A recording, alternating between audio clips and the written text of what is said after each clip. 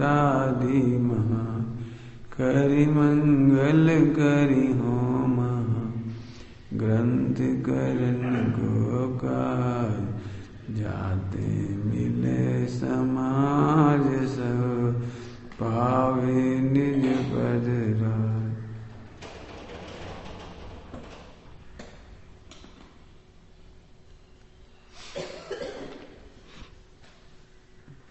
Page number 288 मोक्षमल प्रकाशक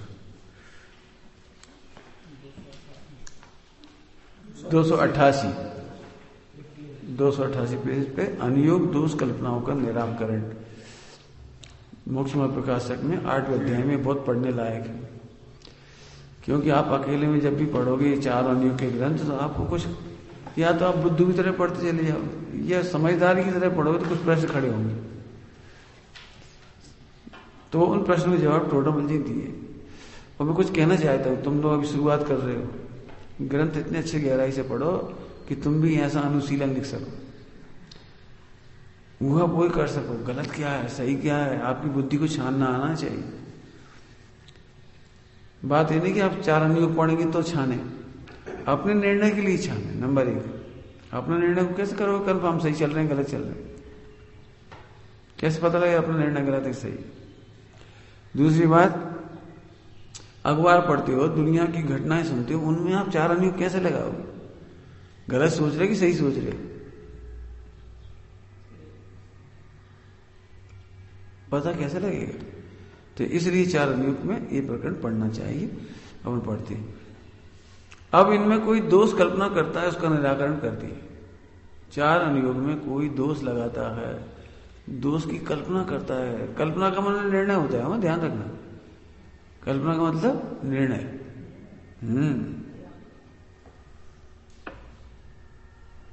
कल्पना का मतलब निर्णय होता है। खोटी वैसी कल्पना नहीं, वो खोटी कल्पना माने खोटा निर्णय, सम्यक कल्पना माने सम्यक निर्णय। कल्पना का मतलब शब्दकोश में निर्णय होता है।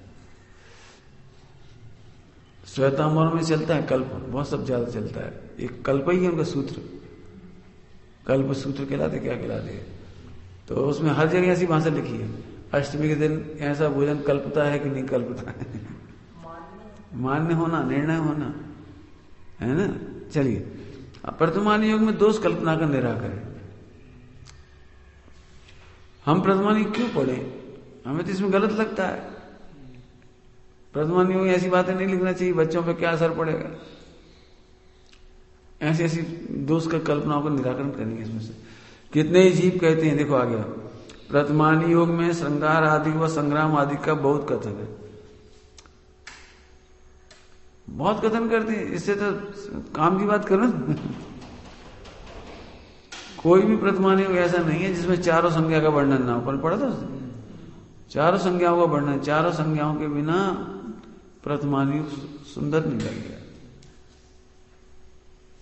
तो कितने ही जीव कहते हैं कि प्रथमान योग में श्रृंगार आदि बस संग्राम आदि का बहुत कथन है। ध्यान रखना, प्रथमान योग को आप कथा कहानी मत कहना, स्टोरी बुक नहीं कहना। स्टोरी बुक में ज्ञान वैराग्य की पोषण नहीं है, और प्रथमान योग में वैराग्य का पोषण। समझ गए? आप प्रथमान योग को स्टोरी बुक मत समझो, उपन्यास नहीं समझो, कहानी नहीं समझो। क्यों? क्योंकि उपन्यास को हम प्रणाम नहीं करते, कथा कहानी को प्रणाम नहीं करते, क्योंकि उनमें भोगों का, राग का, आसक्ति का पोषण है। लेकिन प्रथमान योग में भोगों का वर्णन होने पर भी भोगों का पोषण नहीं है, संग्राम का, युद्ध का वर्णन होने पर भी संग्राम का पोषण नहीं है। गीता में और पांडव पुराण में ये अंतर है। युद्ध का वर्णन दोनों में आया है। गीता में युद्ध का पोषण है, गीता में युद्ध का पोषण है। हमारे पांडव पुराण में युद्ध का पोषण नहीं है। हमारे पांडव पुराण में विरोधी हिंसा है। विरोधी हिंसा समझ गए? अपने अधिकारों की रक्षा के लिए, अपनी पत्नी की रक्षा के लिए, अपने भाइयों की रक्षा के लिए युद्ध होता है, वो विरोधी हिंसा कहलाता है। कोई तुम पर आक्रमण करे तो तुम अपनी रक्षा के लिए विरोध करोगे उसका। वो करना नहीं चाह रहा अर्जुन युद्ध, अभी उकसा रहे हैं उसको, कर गांडी उठा। उन्होंने अद्वैत ब्रह्म की चर्चा करके भी युद्ध कराया। हमारे मालूम अद्वैत ब्रह्म कहकर क्या कहेंगे, तू सब में भगवान देख। समझ गए, तुम सब में भगवान देखो, युद्ध क्यों करते हो।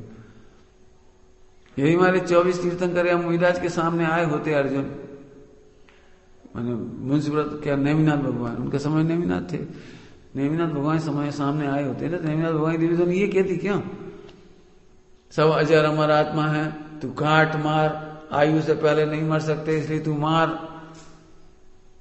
तुझे अपना अधिकार लेके रहना चाहिए, लोक व्यवहार इसी का नाम है। क्षत्रिय धर्म है ये।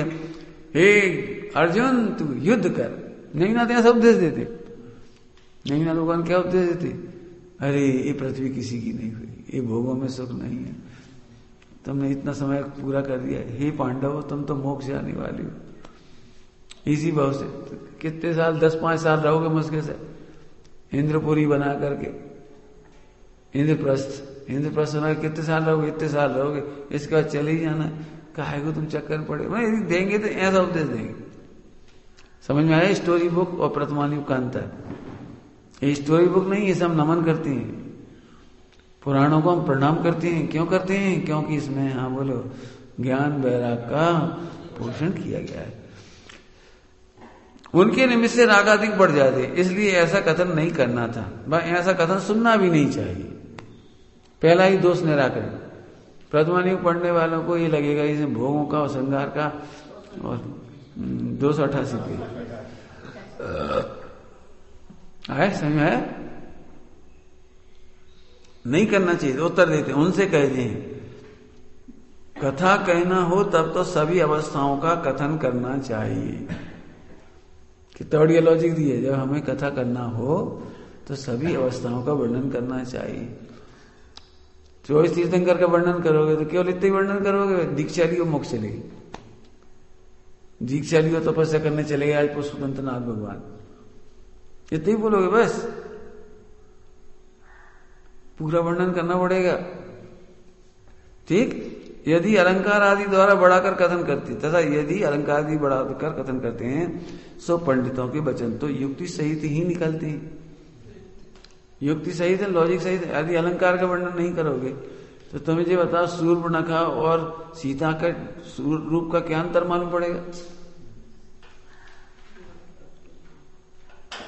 दोष निराकरण का वर्णन है, प्रथमान युग दोष निराकरण।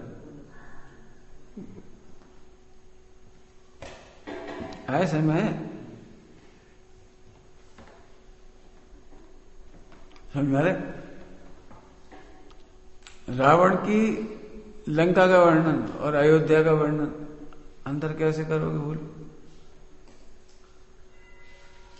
हर चीज का तो अलंकार आदि से युक्ति करके करते हैं, क्यों कि पंडितों के जो वचन होते हैं वो युक्ति सहित होती है। पद्म पुराण में शुरुआत होना पद्म पुराण की, और पहले भाग में रामचंद्र जी का वर्णन ही नहीं आया। 3 वॉल्यूम में से पहला वॉल्यूम पूरा पूरा रावण के वर्णन में ही चला है क्या। और इतनी महिमा की है जैसे हीरो हो, पूरे पूरे पार्ट, फर्स्ट पार्ट में उसे पूरा हीरो बना के दिखाया है, बलवान दिखाया है, आदि आदि सब करा है उसमें।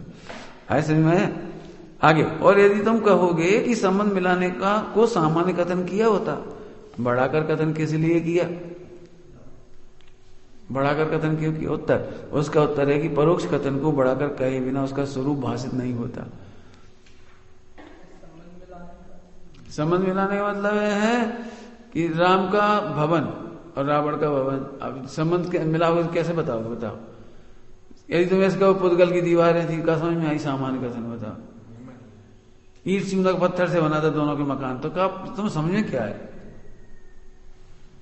समझ में क्या है, बताओ।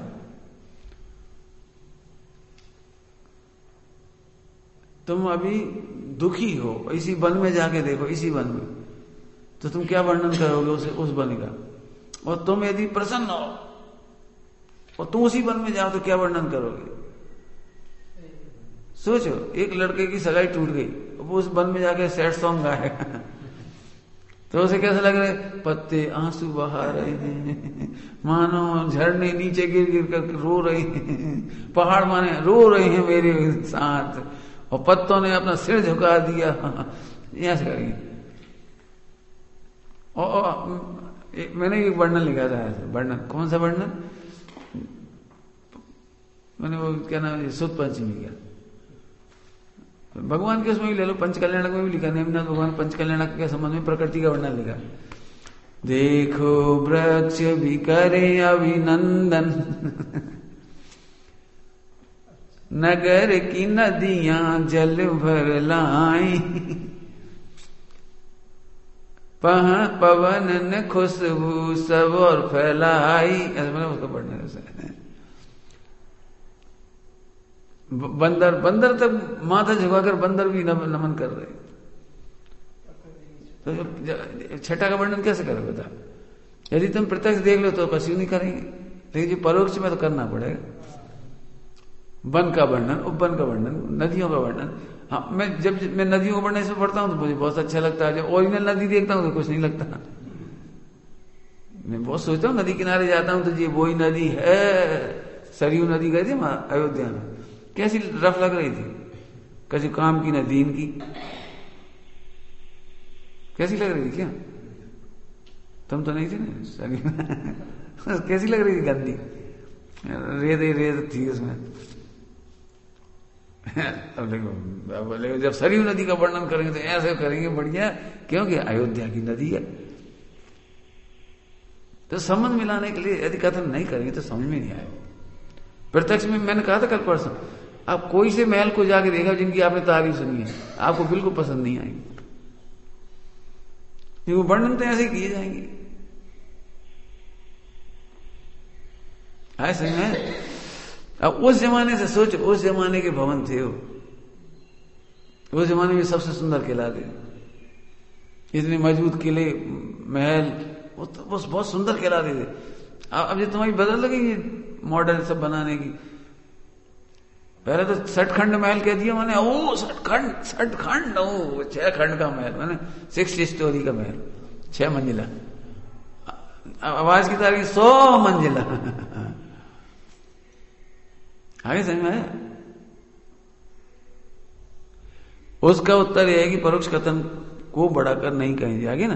तथा पहले तो भोग संग्राम आदि इस प्रकार किए। रावण इतना बढ़िया था, इतने युद्ध जीते उसने, सब कुछ किया, पश्चात सबका त्याग करके, अब यहां रामचंद्र जी का आएगा, रावण इतना बलवान था लेकिन रामचंद्र जी से हार गया। यहाँ क्या कह रहे हैं? रामचंद्र जी ने इतने युद्ध किए, पांडवों ने इतने युद्ध किए, जीते, कोई उन्हें हरा नहीं पाया, लेकिन वे ऐसे भोगों को, ऐसे राज्य को तृण तुल्य समझकर छोड़कर चले गए। तृण तुल्य समझ गए, जिनकी फिर याद नहीं आए उसका नाम कहते तृण तुल्य। पत्नी छोड़ के ऐसे चले गए जैसे तिनका छोड़ के गए, तिनका कोई लौट के नहीं देखता, तिनका गिरा घास का, तो पत्नी की याद नहीं आती, इसका नाम है तृण तुल्य।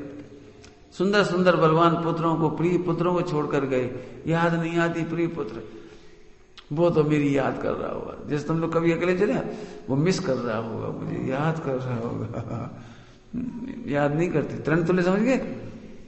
जैसे गिरता हुआ तिनका कोई देखता नहीं, धागा का टुकड़ा इतना सा हो, सुई में से इतना सा फेंक दिया, तो याद करती हो? क्यों? कहां गया वो धागा? ऐसे तृण तुल्य। समझ में आया? पश्चात सबका त्याग करके मुनि हुए इत्यादि चमत्कार तभी भाषित होंगे जब बढ़ाकर कथन किया जाए। बढ़ाकर समझ गए? एक बार बताऊं, बढ़ाकर कथन करते हैं लेकिन बढ़ाना संभव नहीं होता, क्योंकि बढ़ा के बोलेंगे क्या? रामचंद्र जी का राज्य कितना बड़ा था, लिखो, कितनी किताब लिखोगे? अब एक पैराग्राफ में कितना बड़ा पाओगे तुम? 2 पैराग्राफ में 1 पैराग्राफ कितने बड़ा पाओगे बता? फिर भी तुम्हारी हिसाब से कह रहे बढ़ाकर कथन करते। क्यों बढ़ाकर कथन करते? हम तुमसे अभी एक आदमी था, एक नगर था, उसमें एक आदमी था, वो भीख मांगता था, फिर उसे रोग हो गया, उसे कहीं कोई सुख नहीं देता था, फिर एक दिन वो विरक्त हो गए, दीक्षा ले ली। अब इसमें क्या मजा है? क्यों, क्या मजा आया? सही बात है, बेचारा दीक्षा ही लेगा। दुखी था, खाने को नहीं था, कोई इज्जत नहीं करता था, काला कलूटा था, बीमार था, शादी तक नहीं हुई, तो क्या करेगा वो? हमारी जिंदगी चलो ठीक है। लेकिन हम उनकी बात कर रहे हैं, रामचंद्र जी, पांडव, हम उनकी बात कर रहे हैं, चक्रवर्तियों की हैं। तो चमत्कार लगता है, समझ में आया? उनका वर्णन क्यों किया? भोगो श्रृंगार का और इसका। तुम्हारा रूप कहाँ है उनके आगे? तुम्हारे पास पैसा कहाँ है उनके आगे? क्यों? सबसे ज्यादा पैसा कौन के पास है? अंबानी के पास, इंडिया की अपेक्षा कह जाए, एशिया में भी नंबर 1। लेकिन बताऊं, चक्रवर्ती की एक मणि खरीदने में भी के लायक पैसा नहीं है। क्या कहा? चक्रवर्ती के हार का एक मणि हो ना, मणि मोती, उसे भी खरीदने की संपत्ति नहीं है उसके पास।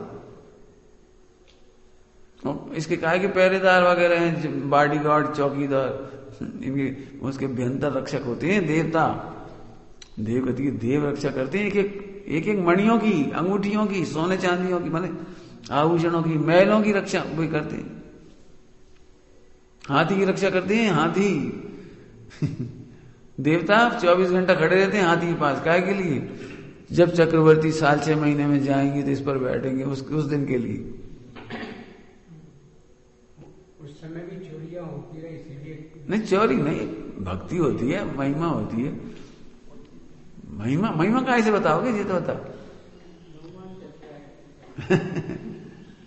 उसमें इतना बढ़िया दूध मालूम कब लगता है? जैसे इतनी सारी गाय होती है, इतनी सारी गाय कि पहले दिन जितनी गायों का दूध निकलता है, वो गायों का सारा दूध दूसरी गायों को पिला दिया जाता है।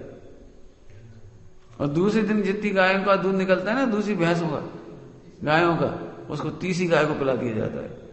फिर तीसरी गाय का निकलता है, ऐसे करते करते करते 365 दिन बाद वो दूध कितना गरिष्ठ होगा?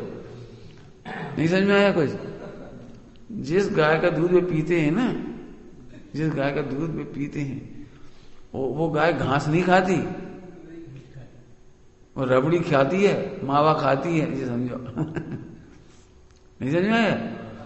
365 ऐसे लाइन से खड़ी करो, इसका दूध ये पिएगी, इसका ये पिएगी, इसका ये पिएगी, इसका ये, ऐसे करते करते करते 365 नंबर की जो गैया होगी, उसका जो दूध निकलेगा, उसकी खीर वो खाता है, वो भरपेट खा के पचा लेता है। और पटरानी और सेनापति इतनी सी खा पाता है, उसके पटरानी और सेनापति इतनी सी खीर खाता है, एक कौर खीर खा सकता है, इससे ज्यादा पचा नहीं सकता सेनापति भी। पटरानी कितनी बलवान होती पता है?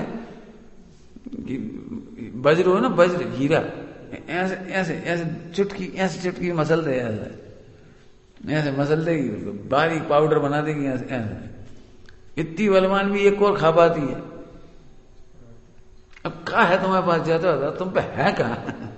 दम है नहीं शरीर में, 2 किलो सब्जी उठत नहीं तुमसे। 2 बाल्टी पानी लाने की मम्मी कहते करो, नीचे से ऊपर तक भी ला सकते। सोचो क्या संपत्ति है तुम्हारे पास, क्या है, क्या है? और उसे भी वो तृण तुल्य समझ कर चले। अब इतना वर्णन नहीं करे तुम्हें क्या समझ में आते? बोलो, यदि उसके भोजन में इतना वर्णन नहीं करे तुम्हें क्या समझ में आए? चक्रवर्ती एक दिन भी पत्नियों से परेशान नहीं होता, एक दिन भी पत्नियों से परेशान नहीं होता। भारतीय विवाह में लिखा है, विश्व में अपने हाथ से उठा के भोजन नहीं करती, रानियों ने करा दी। तो अब कितना कठिन काम है, कितना कठिन काम है कि और इशारा करता नहीं है। चक्रवर्ती इशारा नहीं करता मुझे क्या खाना है, इसके बाद मुझे क्या खाना, ही नहीं बताते, और कितना खाना ये भी नहीं बताते। बैठ गए सिंहासन पर। रानी को इशारा भी नहीं करती, बोलते भी नहीं, लेकिन रानी वही चीज उठाती जो उन्हें खाना होता है। इतना पुण्य होता है अंदर। वो उतनी बड़ी बर्फी उठाती हैं जितनी बड़ी उसे खाने की इच्छा थी। बोलते नहीं है, इशारा नहीं कर। अब सोचो पुण्य कितना होगा तुम्हारा। तो इतना पुण्य खराब है कि तुम्हारी पत्नी से कह दो आज बर्फी बना लो, अब रहने दो, हाँ कल बनाएंगे। तो पत्नी से कह दो आज लौंजी बना लो उसकी, किसमिस की, नहीं है मूड तो नहीं बनाएगी। नहीं, उसको उतना ही बड़ा हिस्सा उठा, उतनी बड़ी पूड़ी का टुकड़ा उठा के खिलाती है। सोचो कितना पुण्य का होता है। तो अभी तृण तुल्य छोड़ के चले जाती, जी कहना है।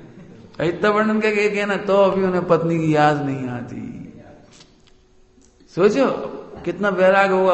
अब इससे भी ये कदम आगे चलो द्रव्यान योग में, इसी कहानी में से द्रव्यान योग में चलो। वो क्या है, कितना अच्छा होगा जिसके सामने भोग याद नहीं आती, भोजन याद नहीं आता, भोजन कराने वाली याद नहीं आती, मधुर मधुर भोजन प्रेम से परोसने वाली याद नहीं आती, पंखा जलने वाली याद नहीं आती। गर्मी के दिनों में गाय कितना अच्छा लगता होगा, उस गाय में कैसी निमग्नता होगी कि पंखा चलाने वाली याद नहीं आती। आज हम महलों में होते तो पंखा जले जा रहे होते, चंदन की पानी की खुशबू हो रही होती, कपूर की खुशबू उड़ रही होती। इतना गाय का अच्छा ये द्रव्य आए, समझ में आया? ओह इतना अच्छा गाय कहता तो ओह हमें भी जानने लायक है। इससे मालूम पड़ता है कि हम इस समय गाय की महिमा कितनी जी समझ में आया? चलो आगे देखो। तथा तुम कहते हो कि उसके निमित्त से रागादिक बढ़ जाते हैं। देखो अब जी बड़ी खतरनाक बात है, उसके निमित्त से रागादिक बढ़ जाती है। तो जैसे कोई चैत्यालय बनवाए, उसका प्रयोजन तो वहां धर्म कार्य कराने का है। जैसे चैत्यालय बनाए माने मंदिर बनाए, और कोई पापी वहां पाप कार्य करे तो चैत्यालय बनाने वाले का दोष तो नहीं है। ऐसे प्रथमान योग में स्त्रियों के संगार आदि लिखे, भोगों का वर्णन लिखा, और कोई विकार रूप परिणम जाओ, उसमें उसकी ग्रंथ लिखने वाली की गलती नहीं है, भोगों का वर्णन लिखने की गलती नहीं है। देखो इतनी बढ़िया मैंने टोडरमल जी ने इतनी हिम्मत करी है। प्रथमान योग तो सभी पढ़ते थे। सोनगढ़ में बहनों को प्रथमान योग पढ़ने की सुविधा नहीं थी, छूट नहीं थी मतलब। फिर हरिभाई जी जब लिख दिए तब पढ़े गए वो, हाँ महापुराण वगैरह। तो पहले पुराण पढ़नी छूट नहीं थी। क्यों? कि वो छोटी छोटी 20-22 साल की लड़कियां ब्रह्मचारिणी, अब वो पढ़ेंगी यदि भरते वैभव वजह सब तुम्हारा मरु देवी का जैसे भोगों का वर्णन, तो फिर परिणाम उनकी बिगड़ सकती। तो पढ़ने की छूट नहीं थी। चौमासे में दोनों बहनें वो ने प्रथमानी पढ़ा दी। हाँ शाम को 6:30 से 9, 7 से 9, 6:30 से 9 ऐसे बस। क्यों लाइट जला नहीं सकते थे, कीड़े बहुत होते थे। लाइट जलाएंगे चतुर्मास में, बरसात में तो कीड़े बहुत होते थे। तो 6:30 के बाद कोई बहन बाहर नहीं निकल सकती, सब मंदिर करे आती थी 5:30-6 बजे। फिर कोई बाहर नहीं मिल सकती थी ब्रह्मचारिणी में, सब उसके अंदर ब्रह्मचर्य आश्रम उसका लॉक 6-6:30 पर। फिर दोनों बहनें बैठ जाती थी पाटे पे, तखत पे, और सब बहनें बैठ जाती 60-65, और फिर वे बिल्कुल लिखी हुई कहानियों को ज्ञान वैराग में रस में डुबा करके और पूरी कहानी सुना दी। चंपा बैंसरी है, बैंसरी बहन कहलाती।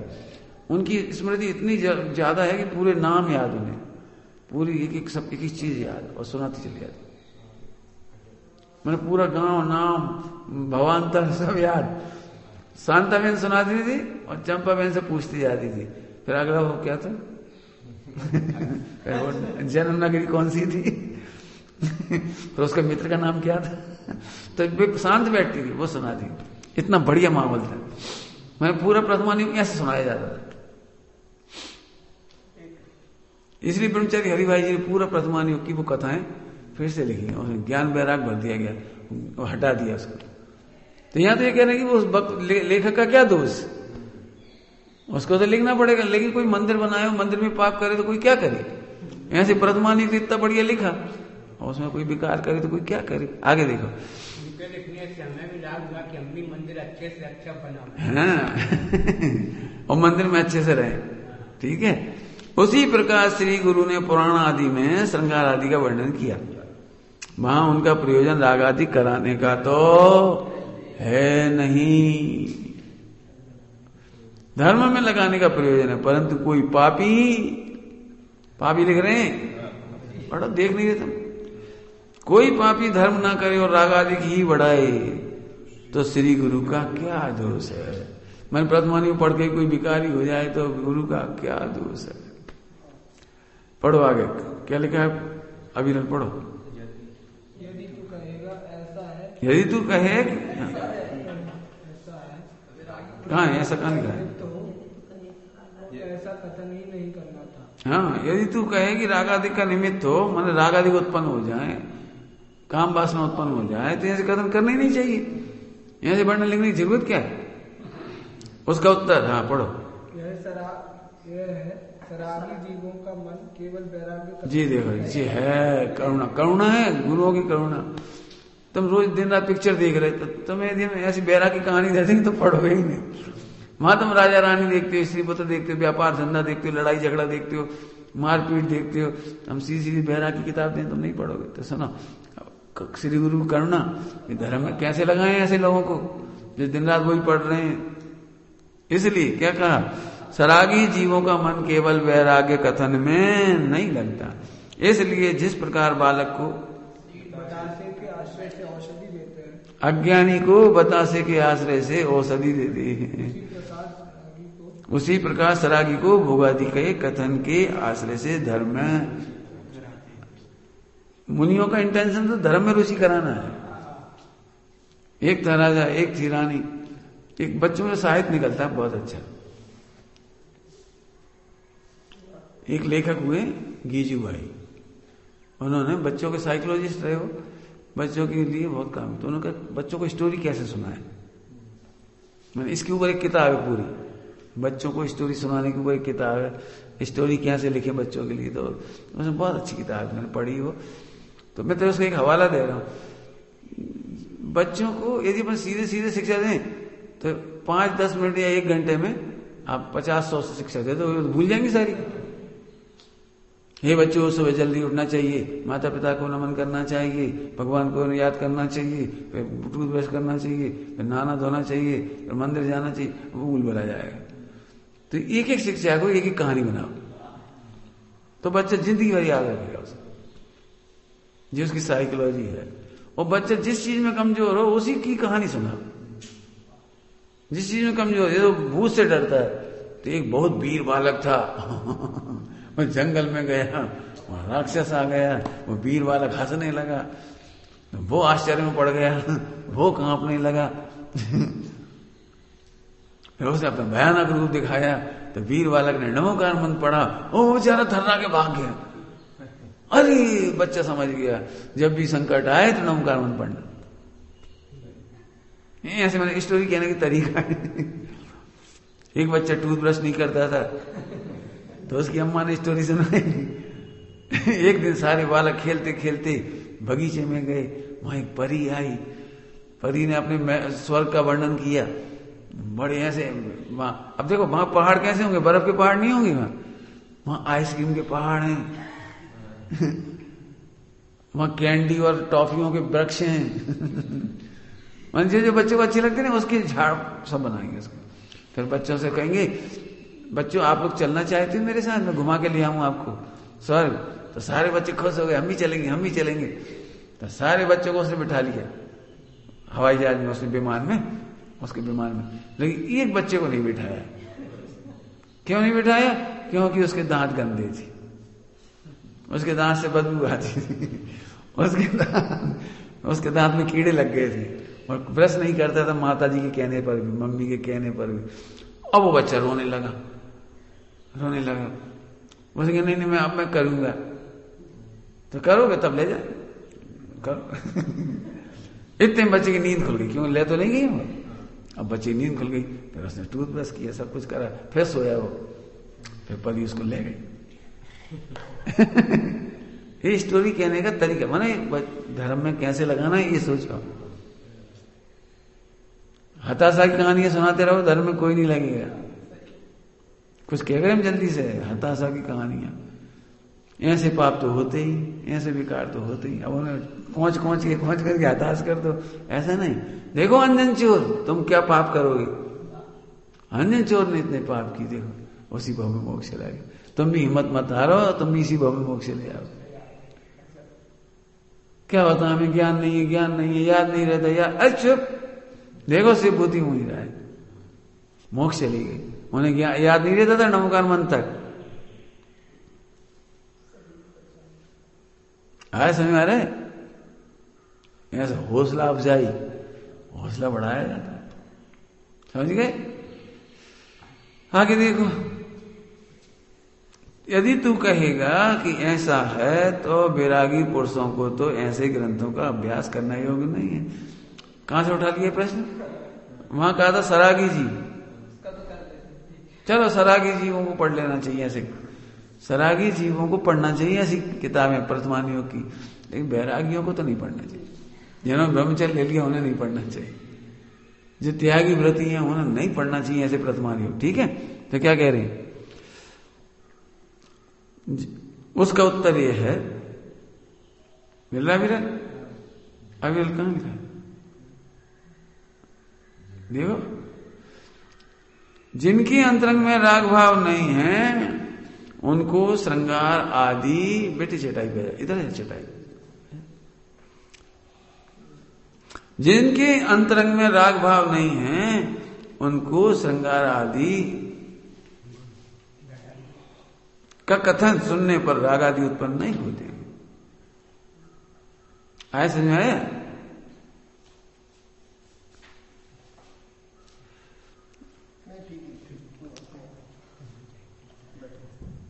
सुनो ध्यान से, जिनकी अंतरंग में राग भाव नहीं है, देख इधर इधर देख, राग भाव नहीं है उनको श्रृंगार आदि कथन सुनने पर राग आदि उत्पन्न नहीं होते। जो वैरागी हैं उन्हें भी असर नहीं पड़ता। समझ आया? वे जानते हैं कि यहां इसी प्रकार कथन करने की पद्धति है। वैरागी जानते हैं, ये उनके लिए नई बात नहीं, जब तो विरक्त हुए, इसलिए उन्हें कोई अचंबा नहीं है, इन बातों का कोई अचंबा नहीं है। फिर तू कहेगा जिनको संज्ञा आदि का कथन सुनने पर राग आदि हो आए उन्हें तो नहीं पढ़ना सुनना चाहिए।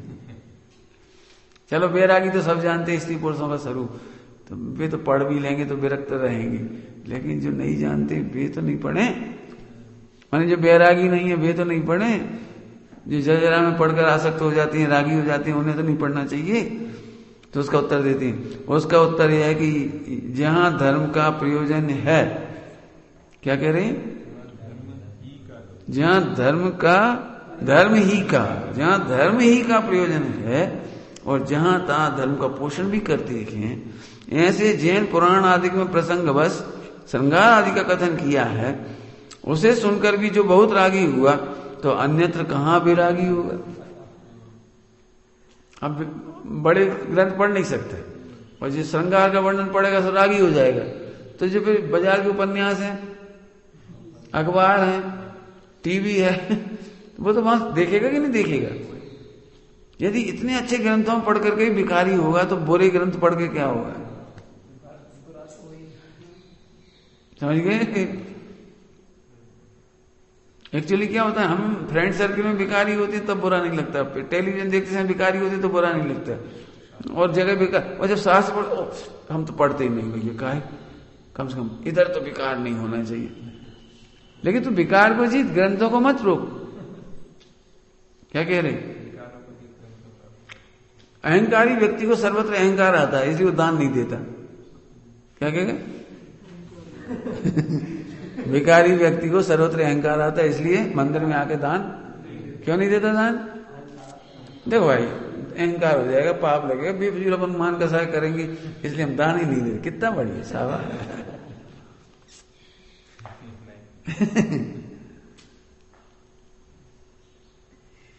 समझाया? अरे तू मंदिर में दान दे और अहंकार छोड़, ऐसे ग्रंथ पढ़ना मत बंद कर, तू विकार को रोक, विकार को जीतो। चलें आगे देखें। वह तो पुराण सुनना छोड़कर अन्य कार्य भी ऐसे ही करेगा। कैसे करेगा? जहां बहुत राग आदि हो, इसलिए उसको भी पुराण सुनने से थोड़ी बहुत धर्म बुद्धि हो तो हो, और अन्य कार्य से तो वह कार्य भला है। उपन्यास पुराण पढ़े, इधर उधर क्या कुछ फालतू चीजें पढ़े, फिल्मी कलियां पढ़े, अखबार पढ़े, दुनिया भर की चीजें पढ़े, उससे तो बढ़िया ही है कुछ तो धर्म बुद्धि होगी। है समझ में? कोई कहे वर्तमान युग में अन्य जीवों की कहानियां हैं, उनसे अपना क्या प्रयोजन सकता है? हम इसलिए नहीं पढ़ते, अपन ने तो अपना आत्मा कल्याण करना है। अपन तो अपना लोटा छाना, दूसरे को पढ़ के क्या फायदा? अंजन का क्या हुआ, रावण का क्या हुआ, और फला का क्या हुआ उनकी बेजाने, अपन क्या, क्यों दूसरों की स्टोरी पढ़ने से अपन क्या फायदा, क्यों इतिहास पढ़ने से अपने क्या फायदा, बोलो भाई इतिहास पढ़ने से क्या फायदा होता है? मैं कहता हूं बहुत फायदा होता है। जो इतिहास पढ़ते हैं वो लाख वर्ष जीते हैं। क्या कह रहे? लाख वर्ष कैसे जिएंगे? 100 साल में लाख वर्ष के अनुभव मिल गए आपको, तो लाख वर्ष जी लिया, आप बेगलती नहीं करते जो वो। मतलब कभी हॉस्पिटल गए हो और तड़पता हुआ देखा उसको, झट लगा अपन तंबाकू नहीं खाएंगे भैया, अपन नहीं खाएंगे, मर जाए अपन तंबाकू नहीं खाएंगे। माने आप उसके 50 साल 60 साल के अनुभव से जे सीख के आए, 1 मिनट के अंदर मर जाएंगे लेकिन हम तंबाकू नहीं खाएंगे। क्यों? इनका क्या ऐसा क्यों हुआ? ये दोस्तों की बातों में आ गए, 150 चला रहे थे गाड़ी, 150 है पलट गई और हड्डी पास ही टूट गई। हमारे दोस्तों के संग हम भी ऐसे करते हैं भैया, और अब नहीं भैया अब तो धीरे चलाएंगे। माने ये व्यक्ति का घटना से तुमने सीखा। इतिहास इसलिए पढ़ा जाता है। रोगों का इतिहास डॉक्टर पढ़ते हैं, रोग और रोगियों का इतिहास डॉक्टर पढ़ती है। उन्हें वर्तमान में रोग थोड़ी पढ़ाए जाते, पुराने पढ़ाए जाते। कैसे फिर ये बनना शुरू हुई दवाइयां, फिर कैसे मेडिकल हुआ, कैसे इतिहास पढ़ते हैं वो भी। बिजली वाले बिजली के आविष्कार का इतिहास पढ़ते हैं, धर्मात्माओं का इतिहास पढ़ते हैं। तुम उधर जाओ थाने में, तुम्हारे चोरों का इतिहास मिलेगा। अपन नहीं जानते इस गिरडी में कितने कितने कौन आतंकवादी हैं, कौन कौन नक्सलाइट है। बोले पुलिस में जाओगे तो सब रिपोर्ट मिल जाएगी इतिहास। 100 साल पहले एक दल्लागीर हुआ था यहाँ पर, हम मालूम कौन फिर उसका मर जाने का एक पट्ट से शुरू हुआ उसका, फिर उसने कमान संभाली, हाई कमान क्या कहलाता है, कमांडो क्या कहलाता है, स्वयंभू। वो अपने आप में स्वयंभू था, किसी से दबता नहीं था। उसने एसपी का हत्या कर दी थी। उसने बम विस्फोट कर दिया। उसके पास जापान से वो आ जाते थे, जाने कहां से वो तमंचे बम बारूद। भी लोग उसका इतिहास पढ़ते। क्यों? वे सतर्क रहेंगे, कौन से मोहल्ले में कब जाना नहीं जाना, कैसे जाना नहीं जाना, कौन से मोहल्ले में रहते हैं। अपन गए पिट गए। समझ रहे हैं आप? इतिहास सब पढ़ती है जी, कह रहे ऐसे धर्मात्मा भी धर्मात्मा को इतिहास पढ़ती है। क्या कह रहे? धर्मात्मा भी धर्मात्मा का सब। फिर कह रहा हूं इतिहास एक प्रकार का नहीं है। जो आर्किटेक्चर होते हैं उसका इतिहास पढ़ते हैं, पहले कैसे बनाए जाते, फिर कैसे बनाए जाने, फिर कैसे बनाए, फिर कैसे बनाए। हाँ, वीर सैनिक होते हैं, वीर सैनिक, वो सैनिकों का इतिहास पढ़ते हैं। परम वीर चक्र जी क्या है, महावीर चक्र क्या है, इतिहास है। और भैया वो अकेला घुस गया और तो वो मार गया और खुद ही मर गया। लेकिन मार के आया सब। ऐसे बहुत लोग मिल जाएंगे। अब इतिहास यहां पढ़ो, समझ में आया? तो क्या उत्तर दे रहे थे? उससे कहते हैं कामी पुरुषों की कथा सुनने पर अपने को भी काम का प्रेम बढ़ता है। उसी प्रकार धर्मात्मा पुरुषों की कथा सुनने पर अपने को धर्म की प्रीति विशेष होती है। इसलिए वर्तमान युग का अभ्यास करना योग्य है। इसलिए स्टोरी समझ के छोड़ना नहीं। एक बात सुनो वर्तमान युग के बारे में। आप जिस माहौल में रहते हो ना वही करने का मन करता है। क्या बोला हमने? आप जिस माहौल में रहते हैं ना वही करने का मन करता है। पापियों की संगत में रहो तो हारने का मन करेगा। अपन नहीं जीत सकते, सब हार जात, मुश्किल है। तो कोई नहीं, सब बिना रिश्वत कोई काम नहीं होता आजकल। जहां जहां वहीं रिश्वत लगती है आजकल। नहीं, झूठी बात है। तुम पापियों के बीच में रहोगे। सुनो, मैं रिश्वत नहीं दूंगा। साहब तुम अकेले पड़ जाओगे तो क्या हुआ? अकेला चना कुछ तो कर सकता है। हम गलत काम नहीं करेंगे। जीतने वालों की संगत में रहोगे तो जीतने के भाव आएंगे, हारने वालों की संगति में रहोगे तो हारने का भाव आएगा। अच्छे लोगों की संगति में रहो। इसलिए अच्छी कथाएं पढ़ो। समझ में आया? अपने आप बन होगा, अपने आप, पक्की बात। करणाली योग में दोष कल्पना का निराकरण। ठीक है?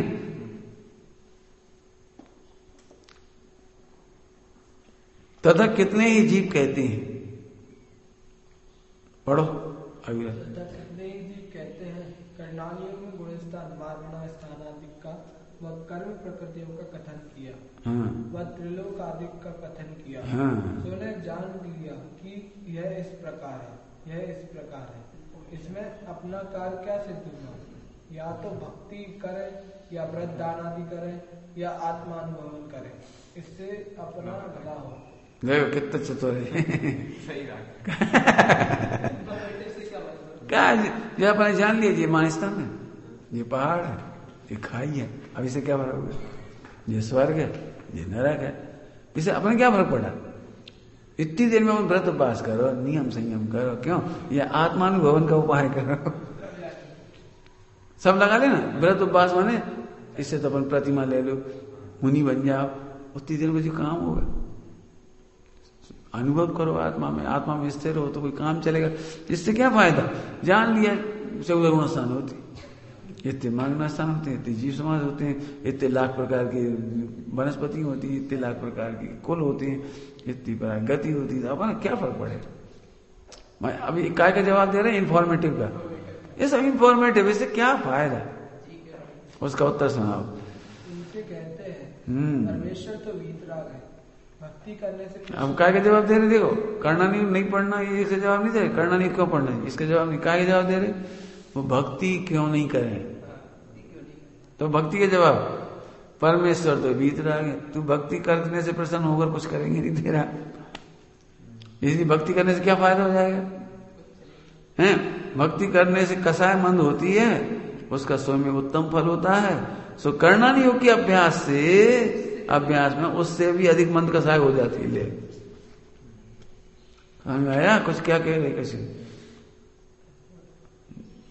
कुछ कह रहा हूं, कुछ समझ आ रहा है क्या लिखा है इसमें? जो पूजा करने की आदत वाली होती है ना, स्वाध्याय करने वाली बुरी लगती है। जी पढ़ती रहती, पूजा नहीं करती जी, लोग पूजा क्यों नहीं करते तुम? हम देखो 4 घंटा पूजा करते, तुम बस 5 मिनट निपटा के चले जाते। मैं नहीं कहूंगी 5 मिनट निपटा, खराब शब्द है, कभी नहीं करा, लेकिन कम से कम ये तो समझो कि भक्ति करने पर भगवान तो कुछ नहीं करते, तुम्हारा मंद कसाई होती है तो उससे पुण्य होता है। तो सुनो, स्वाध्याय करने पर और अधिक मंद कसाई होती है। देख लेना, तुम करके देख लेना, यही तुम्हारा पढ़ने में मन लग जाए तो 1 घंटा कितना शांत चित्त होगा, देखना कुछ याद नहीं आएगा इधर उधर का। और पूजा करते करते क्या होता है सही बताओ? पढ़ते जा रहे, फिर कुछ दिख गया, फिर कुछ विकल्प आ गया, कोई दिख गया, फिर कुछ हो गया, फिर इधर उधर उपयोग लग गया, और कुछ जल्दी जल्दी पढ़ने लगे, घड़ी दिख गई। सही बताना क्या होता है बोले? पूजा करते करते वो स्थूल उपयोग होता है, क्रिया करते करते, लेकिन स्वाध्याय करते समय यदि एकाग्र हो गए तो बहुत उपयोग शांत होता है। माने संख्यात गुणा असंख्यात गुणा पुण्य बंद होता है स्वाध्याय करते समय। उल्टा नहीं करना हो, ऐसा सुनकर स्वाध्याय करने लगो, पूजा छोड़ दो।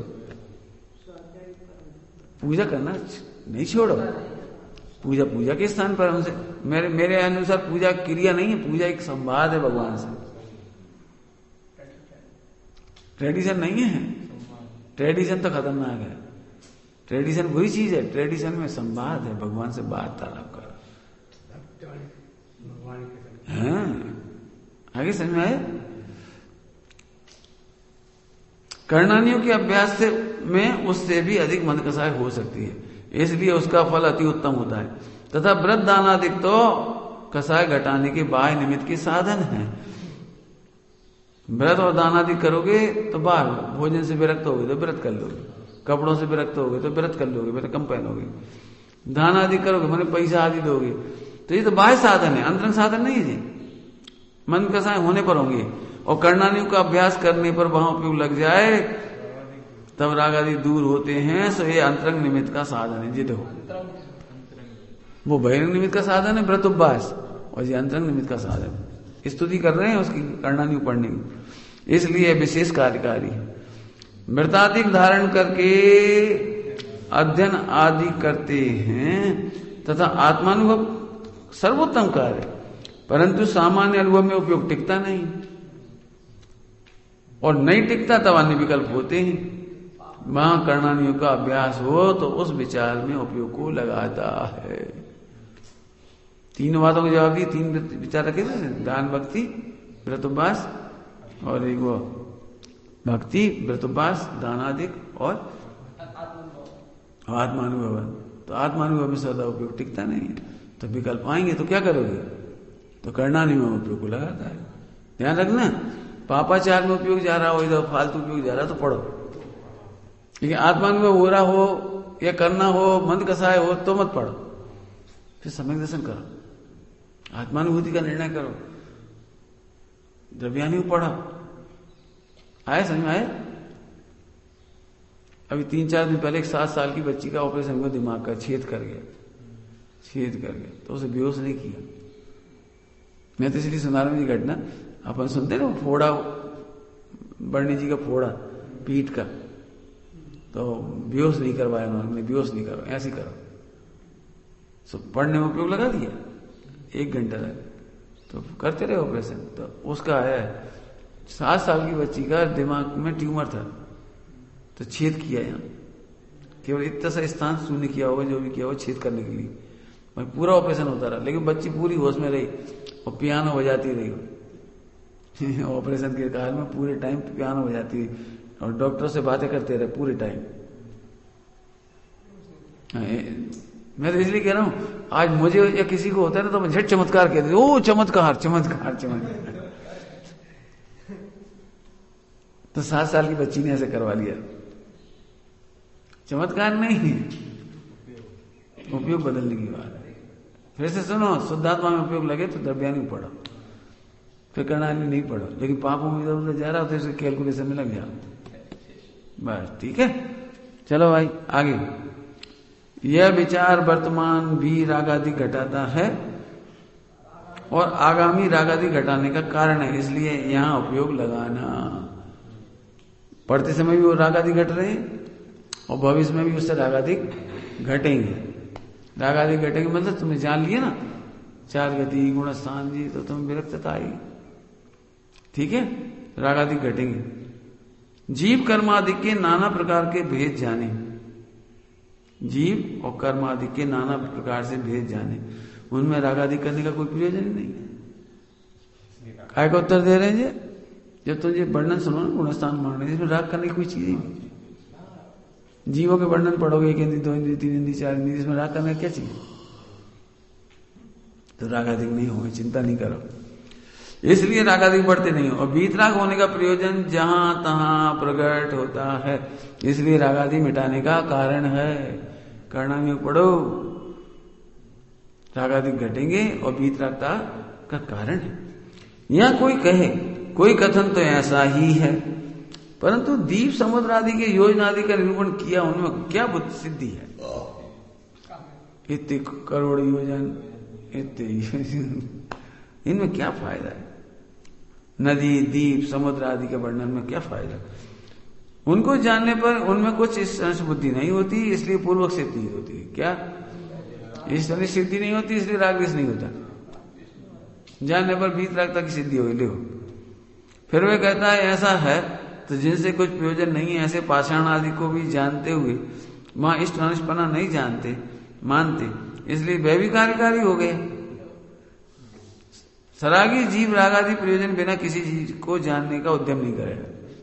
इसका उत्तर अपन क्या देते?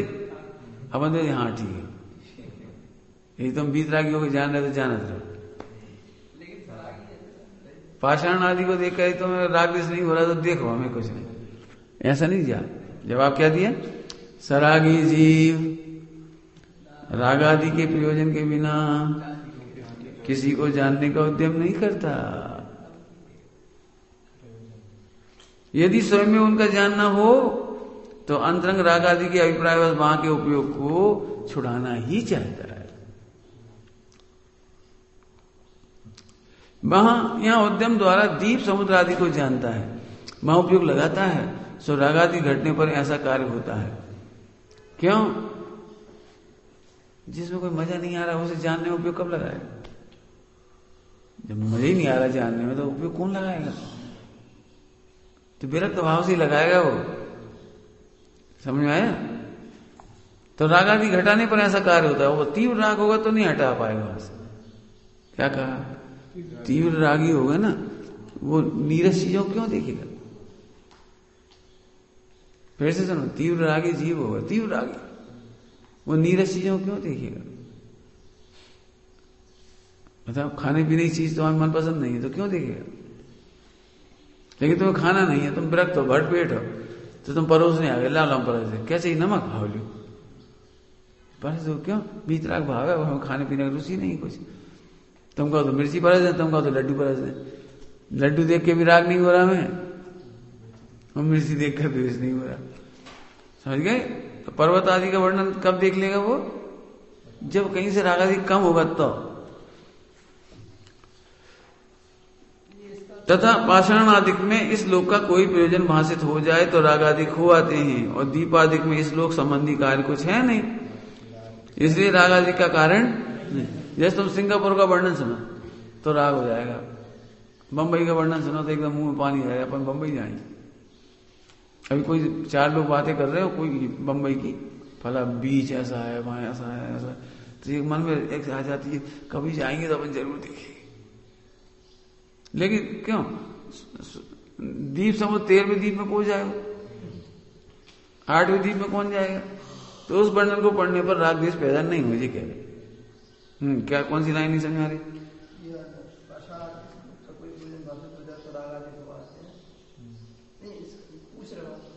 स्वयं उनका जानना हो तो अंतरंग राग आदि के अभिप्राय में समाज से उपयोग को छुड़ाना ही चाहता है। क्यों? स्वयं उनका जानना हो जाए। जैसे रेलगाड़ी में तुम बैठे हो, अपने आप जानना हो जाए तो क्या करते हो? रेलगाड़ी में खिड़की में से अपने आप जानना हो रहा है तो क्या करती है? हटा लेते हो उपयोग, कोई मतलब नहीं, अपना कोई राग द्वेष तो है नहीं। मैंने क्या देखते ही रहोगे वहां? हटा लेते हैं, ये समझ। तो स्वयं में जानना हो तो अंतरंग राग आदि के अभिप्राय बस वहां से उपयोग हटा लेता है। क्यों हटा लेता है वहां से? नहीं हटा लेता है। जैसे यहाँ खाने की चीज हो तो क्या करोगे? यहां से देखते रहोगे, खाओगे, तो खाने के राग आदि का अभिप्राय बस कोई होगा चीज यहाँ पर तो वहां से हटा लेगा। यहां से स्वयं जानने में आते हैं, उन्हें जानता नहीं रहता वो। जैसे कोई मूल प्रयोजन का काम आता है वहां उपयोग हटा लेता है। समझ गए? जैसे सम्यक दर्शन का मूल प्रयोजन आया तो जानते जानते जानते करना नहीं, हटा देगा उपयोग, नहीं पड़ेगा वो। अपने आप जानने में आ रहे तो आ जाए, और आंख कब पलट देगा वहां से? जब अपने अभिप्राय के राग आदि के अनुसार कहीं उपयोग हो। आगे उपयोग छुड़ाना चाहता है, बराबर। आगे यदि स्वर्ग आदि की रचना सुनकर वहां राग हो। अब आप देखो क्वेश्चन, स्वर्ग में तो बढ़िया बढ़िया है ना, तो स्वर्ग का निदान कर ली तो, स्वर्ग की रुचि हो जाए तो, देवियों की कल्पना होने लगे तो, स्वर्ग आदि की रचना सुनकर वहां राग हो तो परलोक संबंधी होगा। उसका कारण तो पुण्य को जाने।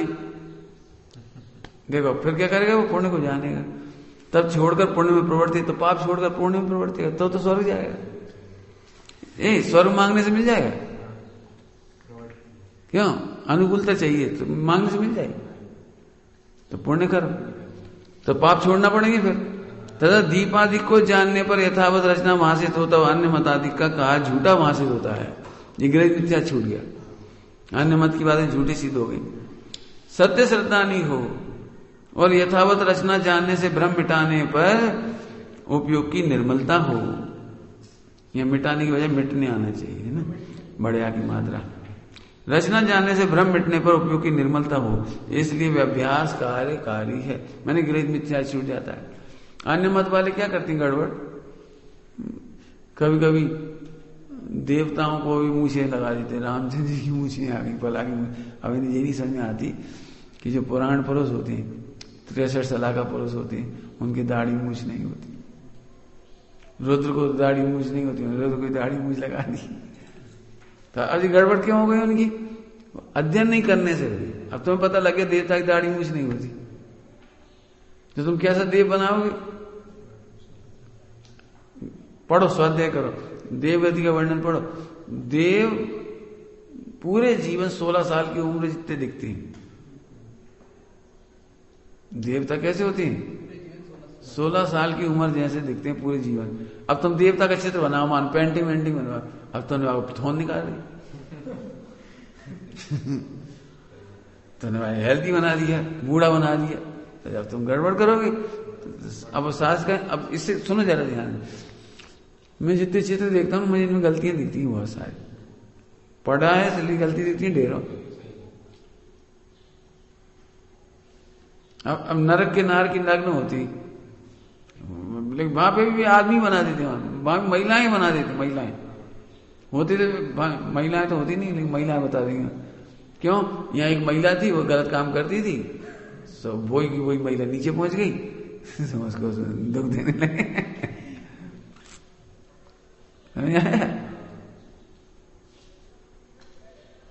अब वो नपुंसक होती है, लेकिन वहां भी नग्न पुरुष भी बना दिया तो पुरुष ही बना दिया, नग्न भी बना दिया तो उसको पुरुष ही बना दिया, जबकि नपुंसक होती है। तो अब ऐसी गलती में जब तक अभ्यास नहीं होता तो मंदिरों में खूब चित्र मिल जाएंगे ऐसे आगम विरोध। अच्छा, बच्चा जो देख लेता है ना वो सही मान लेता है, उसे लगता है हमारे मंदिर में कोई चीज गलत नहीं, हमारे भला बड़े बड़े विद्वानों ने बनवाए जी चित्र, अब उसे नहीं पता जी गलती हो रही है उसमें। ऐसी एक गलती नहीं है, पढ़ने पर आपको गलतियों का पता लगेगा, दूर होंगी वो, तो ग्रहित मिथ्या दूर हो जाता है, अन्य मत का अपना मत सही भाषित होता है। तथा कितने ही कहते हैं, अब अंतिम समस्या, तथा कितने ही कहते हैं करना नहीं हो, कठिन बहुत है, कठिनता बहुत है, इसलिए उसके अभ्यास में खेद होता है, दुख होता है। कहाँ हाँ अब समझ में नहीं आ रही, 1 घंटा समझा रहे, राज की अभी तक समझ में नहीं आई। वे समझा रहे वो क्या कहलाता प्रमाण, हमें समझ में नहीं आ रही, कितने कितने क्यों बड़ा प्रमाण, छोटा प्रमाण, क्या क्या मध्यम, बड़ा कठिन है। क्या वो समझा रहे, कभी पल्ले नहीं पड़ रही, नदियां दिखा रहे, दिशाओं दिखा रहे, कोई पल्ले नहीं पड़ रही, दुख होता है। ऐसा लगता है 1 घंटा बेकार चलाएगा, कोई समझ में तो आया नहीं। ऐसा हो तो मैं नहीं समझ में आया, कठिन लगे तो उनसे कहते हैं कि यदि आहा क्या बढ़िया होता, देख क्या टोटल जी क्या अनुशीलन कर रहे हैं। इसलिए तुम रोज कहते हो मुझे प्रश्न है लिख लिया करो, हो सकता है कोई अच्छी तरह का अच्छा उत्तर लिखा जाए, समझ गए। खेद होता है तो क्या कह रहे, यदि वस्तु शीघ्र जानने में आ जाए तो उसका उपयोग उलझता नहीं, उपयोग उलझता नहीं, मतलब उसमें उपयोग लगता नहीं है। जल्दी समझ में जाए तो फिर मजे क्या है, अजी को बताओ क्यों तंदर दौड़ तो कितनी होती यार, इसमें मजा ही नहीं आया किसी। अब ऐसा कठिन प्रश्न दें जो पूरी सभा में 10,000 लोग ना दे पाए जवाब, और तुम सोचते रहो और तुम सही जवाब दे, सारी जिंदगी याद रहेगा। हमने जवाब दिया, बहुत उलझा हुआ था, फिर हमने ऐसा लॉजिक लगाया, ऐसा लॉजिक लगाया और हमने सही जवाब दिया, तो मजा कब आया तुम्हें? ऐसे करना नहीं, पढ़ने में मजा तो तभी आएगा जब तुम्हें कठिन लगेगा। कठिन वर्णन होगा, तुम्हारा दिमाग उलझेगा, घूमेगा, निकालेगा, तब तो मजा आएगा। मुझे अच्छी तरह से याद है, हम पढ़ते थे जब, तो अकाउंटेंसी फाइनल अकाउंट वगैरह बनते थे ना, ट्रायल बैलेंस फाइनल अकाउंट, कोई को नहीं आता तो अपना आ जाता, तो ऐसे वो चलते थे जैसे वर्ल्ड कप मिल गया, मेरा उत्तर आ गया। ऐसे मजा आता था। हाँ, ऐसे कठिनता का मजा आता है, सरलता में क्या रखा। अगर तुम सबसे क्या धागा तोड़ो, सब लोग धागा तोड़ देंगे, मजा क्या है। फिर आगे लिखते हैं आगे, तथा जानी हुई वस्तु को बारंबार जानने का उत्साह नहीं होता। ले सरल चीज को जानने का क्या उत्साह होगा, तब पाप कार्यों में उपयोग लग जाता है। ले सरल चीज पढ़ोगे तो पाप में उपयोग लगेगा, और कठिन चीज सुलझाओगे तो पाप से बचोगे। इसलिए अपनी बुद्धि अनुसार कठिनता से भी उसका जिसका अभ्यास होता जाने उसका अभ्यास करना, अपनी बुद्धि अनुसार कठिनता से जिसका अभ्यास होता जाने उसका अभ्यास करना, तथा जिसका अभ्यास हो ही ना सके उसका कैसे करे। तथा तू कहता है खेद होता है, तो एक ही बात का जवाब दिया, जितने प्रश्न खड़े करे उतना उत्तर दिया, परंतु प्रमादी रहने से तो धर्म होता नहीं। खेद हो रहा है तो कोई बात नहीं, होने खेद, थोड़ा तू नर्वस हो रहा तो हो जाए थोड़ा सा, क्यों क्योंकि परंतु प्रमादी रहने में तो धर्म नहीं है, और प्रमाद से सुखी रहे वहां तो पाप होता है। प्रमादी हो तो फालतू बैठे रहो, उल्टी बातें सोचते रहो, जाने क्या क्या सोचो। इसलिए धर्म के लिए उद्यम करना ही योग्य है। मैंने अपने उपयोग को उलझाना भी सीखो। उलझाना मतलब किसी उपयोग में लगाना सीखो। ऐसा विचार करके करणानियों का अभ्यास करना, ऐसा विचार करके करणानियों का अभ्यास जरूर करना। अब 2 अनुयोग बोल रहे शाम को पढ़ेंगे मैं इसका, फिर 7वां अध्याय पढ़ाएंगे। 7वां अध्याय देखते पूरे ही पढ़ा देंगे जहां तक हो जाएगा तो समय रहेगा तो, है ना। अब तुमसे कह रहे बेटे, सुन रहे चिन्मय इधर सबसे कह रहे, जैसे हम घर पे थे तो दिन में नहीं सोते थे, अब तुम सोचो तो हमारे संग नहीं जाते तो क्या करोगे? जरा ठंड लगेगी तो झट रजाई, जरा झट सो जाना बहुत सरल है। धूप में बैठ के पढ़ोगे पक्के में सोओगे, 10 मिनट बाद ही सो जाओगे। धूप में बैठ के पढ़ने का मतलब ये है, और जिससे हालत बढ़ता चला जाएगा। अब कल दिन में सो लिए तो रात को देर से सोए नहीं उठ पाए, तो प्रॉपर भक्ति नहीं हुई, प्रॉपर व्यायाम नहीं हो पाई, प्रॉपर क्लास में भी लेट हो गए, नाश्ता भी नहीं हुआ।